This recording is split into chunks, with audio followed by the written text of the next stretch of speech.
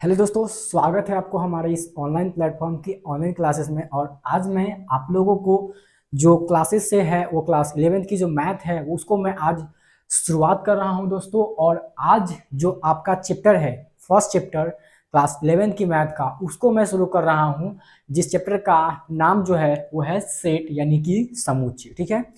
और इस सेट जो चैप्टर है आपको मैं ऐसा पढ़ाऊंगा कि आपको लगेगा ही नहीं कि मैंने आपको सेट पढ़ा दिया। ठीक है।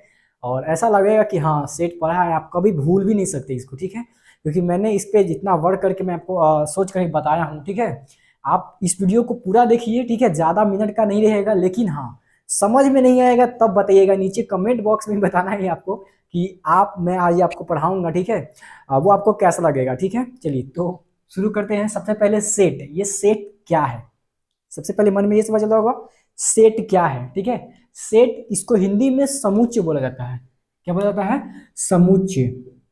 लिख देता हूं समुच्चय। हिंदी में क्या बोला जाता है? समुच्चय बोला जाता है। ये समुच्चय होता क्या है, यानी कि सेट होता क्या है? सबसे पहले मन में सवाल ये चलना चाहिए आपके दिमाग में। ठीक है, कि सेट क्या होता है, सेट क्या होता है, सेट क्या होता है, सेट क्या होता है। ठीक है, ये आपके दिमाग में चलना चाहिए। और चलते चलते मैं अब शुरुआत करता हूँ, ये सेट होता क्या है। सबसे पहले मैं आपको थोड़ा सा एक प्रॉपर एक डेफिनेशन बता देता हूँ। ठीक है। उसके बाद मैं इसका मतलब समझाऊंगा। ठीक है। तो देखिए, सेट जो है ये वस्तुओं के सुपरिभाषित संग्रह को कहा जाता है। वस्तुओं के वस्तुओं के सुपरिभाषित सुपरिभाषित संग्रह को समुच्चय कहा जाता है। समुच्चय कहा जाता है। ठीक है। तो वस्तुओं का जो सुपरिभाषित संग्रह होता है, वस्तुओं के सुपरिभाषित संग्रह को ही हम समुच्चय कहते हैं। ठीक है। अब इंग्लिश में इसका एक डेफिनेशन होता है जिसको आप लोग देख सकते हैं। अ set is a well defined collection. A set is a well defined collection of object। इतना चीज मैंने बोल दिया, आपको कुछ नहीं समझ में आया होगा। ठीक है। मैं आज जब जब उदाहरण बताऊंगा ना, उदाहरण बताऊंगा तब आपको समझ में आएगा कि हाँ सेट क्या होता है। ठीक है। आप बने रहिए हमारे इस वीडियोस के साथ। आप बिल्कुल स्किप नहीं कीजिएगा, नहीं तो आपको बहुत बड़ा चीज छूट जाएगा। ठीक है। A set is a well defined collection of object. ठीक है, इतना समझ में आ गया होगा। ये मैंने डेफिनेशन लिख दिया। ठीक है। अब समझते हैं सेट होता क्या है। ठीक है। तो अब देखिए, अब शुरुआत करते हैं। इस क्लास की शुरुआत अब होती है। देखिए, जैसे आप अभी क्या चल रहा है, अभी चल रहा है आईपीएल का सीजन। ठीक है। आईपीएल 2023 चल रहा है। ठीक है। क्या चल रहा है? आईपीएल चल रहा है 2023। अब आपका फेवरेट टीम क्या है, नीचे कमेंट बॉक्स में जरूर बताइएगा। ठीक है। चलिए अब हम समझते हैं इस सेट को। सेट क्या होता है? तो सेट जो है ये well defined collection of object होता है। अब देखिए आपके सामने कौन कौन सा टर्म यूज होगा। जैसे आपके सामने एक वर्ड यूज होगा कलेक्शन। ठीक है। क्या होगा? कलेक्शन। कलेक्शन का मतलब होता है समूह। ठीक है। क्या होता है? समूह, या सॉरी संग्रह बोल सकते हैं, संग्रह। ठीक है। संग्रह बोल सकते हैं। अब ये संग्रह का मतलब क्या होता है? जैसे हम जैसे क्या होता है कि आपको घर में कुछ ना कुछ आपके पेरेंट्स जो होंगे वो कुछ पैसा देते होंगे। ठीक है। गुल्लक में रखने के लिए। ठीक है। तो गुल्लक में रखने के लिए जब आपका पैसा मिलता है वो आपको क्या करते हैं, उसको आप कलेक्ट करते हैं, रखते हैं। तो जो आपको पैसा मिलता है, 1 रुपया, 2 रुपया, 5 रुपया, 10 रुपया, इतना मिलता नहीं होगा आपको, तो बहुत ज्यादा पैसा मिलता होगा क्योंकि आप क्लास 11 में पढ़ते हैं। तो आपको जितना भी पैसा मिलता है आप उसको जमा करते होंगे। ठीक है। तो जमा जो करते हैं वो क्या करते हैं, कलेक्ट करते हैं। क्या करते हैं? कलेक्ट करते हैं, यानी कि कलेक्शन। क्या करते हैं? कलेक्शन करते हैं। ठीक है। तो कलेक्शन का मतलब होता है संग्रह करना, यानी कि जमा करना, इकट्ठा एक जगह रखना। ठीक है। एक जगह रखना को क्या बोलते हैं? कलेक्शन। ठीक है। और ऑब्जेक्ट, आपके सामने एक और यूज होगा वर्ड ऑब्जेक्ट। ऑब्जेक्ट मतलब सामान, क्या चीज जमा कर रहे हैं। तब पैसा जमा कर रहे हैं तब पैसा आपका ऑब्जेक्ट होगा। ठीक है। और अगर पेपर जमा कर रहे हैं पेपर ऑब्जेक्ट होगा। कोई भी चीज जमा कर रहे हैं, ईटा जमा कर रहे हैं ईटा ऑब्जेक्ट होगा। ठीक है। तो जो ऑब्जेक्ट है, आप क्या चीज जमा कर रहे हैं, जमा क्या कर रहे हैं, वो आपका ऑब्जेक्ट है। ठीक है। और कलेक्शन मतलब समझ गए हैं, क्या जमा जमा करना। ठीक है। कलेक्शन का मतलब क्या? जमा करना। और ऑब्जेक्ट मतलब किसको जमा किया जा रहा है। ठीक है। तो अब देखिए अ set is a well defined, well defined का मतलब होता है एकदम सुपरिभाषित, यहाँ हिंदी में लिखा हुआ है सुपरिभाषित। अब ये वेल डिफाइंड हर चीज नहीं होता है। जैसे अब मैं आपको उदाहरण के साथ समझाना चाहता हूं, जैसे अभी आप जो आईपीएल देख रहे होंगे, ठीक है, आईपीएल चल रहा है ना, देख रहे हैं, नहीं देख रहे हैं कोई बात नहीं है, समझिए क्या है कि अगर मान लीजिए आपका कोई फेवरेट टीम है, जैसे मान लीजिए आपका फेवरेट टीम मुंबई इंडियंस है, ठीक है, क्या है, मुंबई इंडियंस, ठीक है, आपका फेवरेट टीम है। अब आपको पता होगा मुंबई इंडियंस में कौन कौन खेल रहा है, ठीक है, मुंबई इंडियंस में कौन कौन खेल रहा है आपको पता होगा, ठीक है, पता है, और पता नहीं है तो कोई बात नहीं है, लेकिन पता आपको तो होगा ही, क्योंकि आजकल आईपीएल के सभी जो है दीवाने हैं, है कि नहीं। तो आई मुंबई इंडियंस में जो जो टीम खेल रही है, ठीक है, तो वो जो टीम का नाम होगा, जैसे आपको पता होगा रोहित शर्मा, ठीक है, मुंबई इंडियंस को हम लिख देते हैं ऐसे, तो इसमें आ जाएगा रोहित शर्मा खेलता होगा, ठीक है, रोहित शर्मा हो गया, सूर्य कुमार यादव हो गया, ठीक है, ईशान किशन हो गया, और भी है, आप जसप्रीत बुमराह को ले सकते हैं। तो ये सारे जितने भी 11 प्लेयर है इसमें, इसमें जितने भी 11 प्लेयर है, 11 खिलाड़ी है, ठीक है, मुंबई इंडियंस में जितने भी खिलाड़ी खेल रहे होंगे, तो वो सारे के सारे जो है वो वेल डिफाइंड है, क्या है, वेल डिफाइंड है। अब आपको समझ में आ गया, set is a well defined, well defined मतलब सुपरिभाषित। जैसे मुंबई इंडियंस में जितने खिलाड़ी हैं, 11 को जितना खिलाड़ी है वो सारा का सारा सुपरिभाषित है, मतलब वही 11 गो है, ठीक है, आपको नामों पता होगा, तो जो आपको पता है यानी कि जो डिफाइन कर सकते हैं, हम बता सकते हैं, देख लो बउआ, मुंबई इंडियंस में 11 गो खिलाड़ी है, जिसमें से मेरा फेवरेट खिलाड़ी रोहित शर्मा है, मेरा फेवरेट खिलाड़ी ईशान किशन है कि नहीं। तो वो जो है आपका क्या है, फेवरेट टीम है। तो फेवरेट टीम में आपके जितने भी खिलाड़ी खेल रहे होंगे आपको पता होगा, तो ये आपका क्या हो जाएगा, सेट का उदाहरण हो जाएगा, ठीक है, सेट का उदाहरण, हाँ ये सीटी का तो उदाहरण है, क्योंकि set is a well defined collection of object. हमने क्या बताया, अगर ऑब्जेक्ट का वेल डिफाइंड कलेक्शन करते हैं, वेल डिफाइंड यानी कि उसको हम परिभाषित कर सकते हैं, सुपरिभाषित संग्रह होता है, तो उसको बोला जाता है क्या, समुच्चय बोला जाता है, ठीक है। तो अब मुंबई इंडियंस में जितने भी खिलाड़ी खेल रहे होंगे तो वो तो वेल डिफाइंड है ना, कि नहीं है, वेल डिफाइंड है, तो वेल डिफाइंड है तो इसका मतलब ये एक सेट का उदाहरण बन सकता है, ठीक है। आपको समझ में आ रहा होगा, आपको समझना है, आपको कैसे समझा रहा हूं, ठीक है।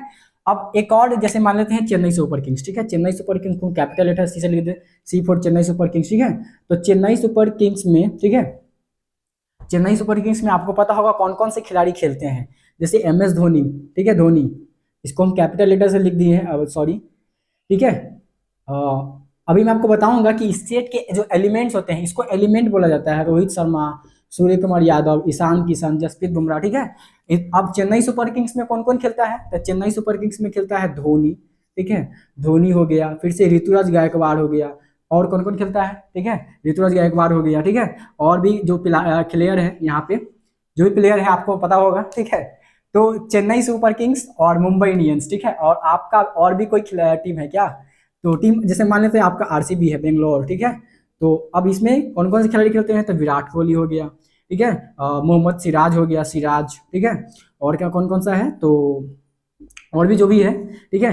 तो ये सारे के सारे क्या है, सेट के उदाहरण है। बहुत अच्छा लग रहा होगा आपको, अच्छा लग रहा है दोस्तों, तो इस वीडियो को लाइक कीजिए, अपने दोस्तों के साथ शेयर जरूर करते रहिए, ठीक है। और ऐसे ही मजेदार चीजों को समझने के लिए, ऐसे ही मजेदार वे में समझने के लिए आप हमारे चैनल को भी सब्सक्राइब कर सकते हैं, जरूर कीजिएगा, ठीक है। ऐसे ही चीजें आपको हर जगह नहीं मिलने वाली हैं।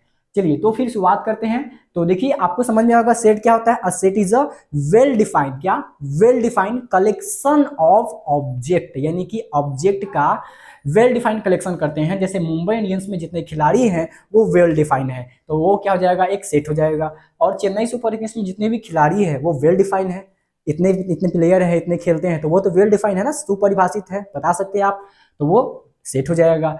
और बेंगलोर हो गया, इसी तरह से गुजरात टाइटंस, जो भी आपको समझ सकते हैं, और भी आपको उदाहरण समझ सकते हैं। जैसे आपको आपके पास जो भी अगर और भी उदाहरण समझना चाहे तो आपके पास कुछ पैसा है, ठीक है, आपके पास कुछ पैसा भी है, जैसे आपके पास मनी है, ठीक है, एम फॉर मनी, तो आपके पास मान लेते हैं 2 3 4 रुपए का सिक्का है, ठीक है।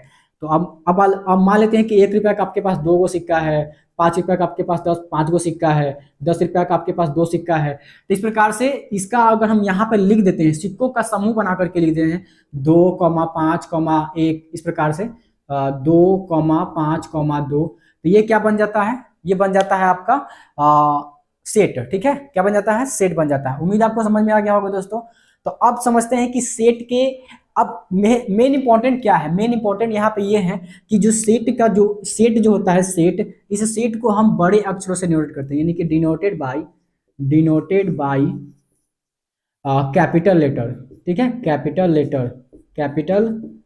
लेटर, यानी कि set is denoted by capital letter, यानी कि सेट जो होगा ना, समुच्चय जो होगा, उस समुच्चय को कैपिटल लेटर से दर्शाते हैं। जैसे मुंबई इंडियंस है, तो मुंबई इंडियंस को हम लिख दिए कैपिटल एम लिख दिए हैं, ये क्या है, एक समुच्चय बन गया, ठीक है। और इसमें जितने प्लेयर हैं, जो खिलाड़ी है, ठीक है, वो सारे के सारे 11 प्लेयर जो भी है, वो क्या है, इसका एलिमेंट है, क्या है, एलिमेंट है, क्या है, एलिमेंट है, यानी कि ऑब्जेक्ट है, ठीक है, क्या है, ऑब्जेक्ट है। जितने खिलाड़ी हैं वो सारे ऑब्जेक्ट हैं इस टीम के, ठीक है। तो अब इस सेट के जो एलिमेंट है, उस एलिमेंट को हम स्मॉल लेटर से दर्शाते हैं। तो लिख देते हैं element of set is denoted by small letter, यानी कि जो एक सेट यानी कि समुच्चय का जो अवयव होगा ना, उसके अंदर जो होगा उसको हम स्मॉल लेटर से दर्शाएंगे, स्मॉल लेटर से, ठीक है, अंग्रेजी वर्णमाला की, ठीक है, ऑफ अल्फाबेट, इंग्लिश अल्फाबेट। समझ में आ गया होगा दोस्तों, इतनी चीजें आपको समझ में आ गया होगा। अब समझते हैं कि कोई सेट में अगर कोई एलिमेंट आता है तो उस चीज को हम कैसे दर्शाते हैं, ठीक है। चलिए अब मैं आपसे अगर कुछ सवाल पूछूं, इधर आप में कर लेते हैं। जैसे अगर मैं आपसे पूछूं कि जो मुंबई इंडियंस है, ठीक है, मुंबई इंडियंस जो है, इस मुंबई इंडियंस एक सेट है, ठीक है, मुंबई इंडियंस क्या है, एक सेट है, एम फॉर मुंबई इंडियंस, ठीक है। तो मुंबई इंडियंस एक सेट है, तो सेट को हम कैपिटल लेटर से दर्शाते हैं, इसलिए हम कैपिटल एम लिख दिए हैं, ठीक है, कैपिटल एम। अब बताइए, अब हम बोलते हैं कि मुंबई इंडियंस में ना धोनी खेलता है, कौन खेलता है, धोनी। क्या सर, धोनी मुंबई इंडियंस में नहीं खेलता है, ये तो चेन्नई सुपर किंग्स में खेलता है। कहाँ खेलता है, चेन्नई सुपर किंग्स में। तो ये यहां से बिलोंग नहीं करेगा, इसका मतलब होता है बिलोंग्स टू, ई लिखते हैं ना इसे स्टाइल में, तो इसका मतलब होता है बिलोंग्स टू, मतलब वो उस सेट में आ रहा है कि नहीं आ रहा है, ठीक है, वो उस सेट में आ रहा है कि नहीं आ रहा है। अगर नहीं आ रहा है तो उसको हम इसे काट देते हैं, और आता है तो इसको हम सिंपल ऐसे बना के लिखते हैं। इसका मतलब क्या होता है, इसका मतलब होता है बिलोंग्स टू, क्या होता है, बिलोंग्स टू, यानी कि उसमें से बिलोंग कर रहा है कि नहीं, ठीक है। जैसे आपके जेब में पैसा है तो बोलेंगे बिलोंग्स टू माई मनी, अगर नहीं है तो not belongs to my money, ठीक है, इस प्रकार से आप बोल सकते हैं।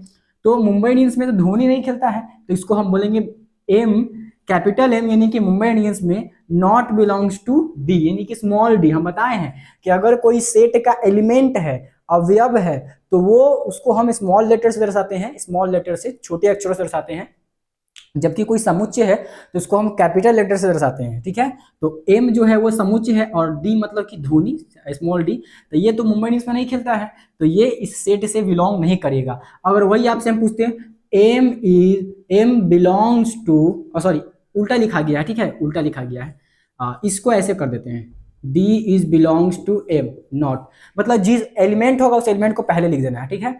अब आगे बात करते हैं, हम बोलते हैं कि रोहित शर्मा या ईशान किशन, ठीक है, आई फॉर ईशान स्मॉल में, Ishan Kishan belongs to M. अब बताइए क्या ये सेट है, बिलोंग कर रहा है या नहीं बिलोंग, तो बिलोंग कर रहा है, इसका मतलब I is belongs to M. और अगर नहीं बिलोंग करता है तो बोलते हैं I is not belongs to M. जैसे यहाँ पे धोनी मुंबई इंडियंस से बिलोंग नहीं करता है, तो नॉट बिलोंग्स टू, ठीक है। और आगे बोलते हैं, जैसे बोलते थे कि विराट कोहली, मतलब स्मॉल भी है, ठीक है, स्मॉल भी मतलब एलिमेंट, और विराट कोहली बिलोंग्स टू बेंगलोर, ठीक है, बेंगलोर से बिलोंग करता है, मतलब बेंगलोर की टीम में खेलता है, मतलब सही बात है, बिलोंग्स करता है, मतलब विराट कोहली बिलोंग्स टू बेंगलोर, ठीक है।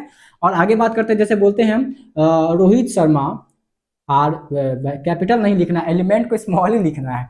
तो जैसे रोहित शर्मा स्मॉल आर, ठीक है, belongs to Chennai Super Kings, capital C. अब बताइए क्या ये सही बात है, रोहित शर्मा जो है चेन्नई को सुपर किंग्स के खेलता है क्या, नहीं, इसीलिए नॉट बिलोंग्स टू, काट देंगे इसे, ठीक है।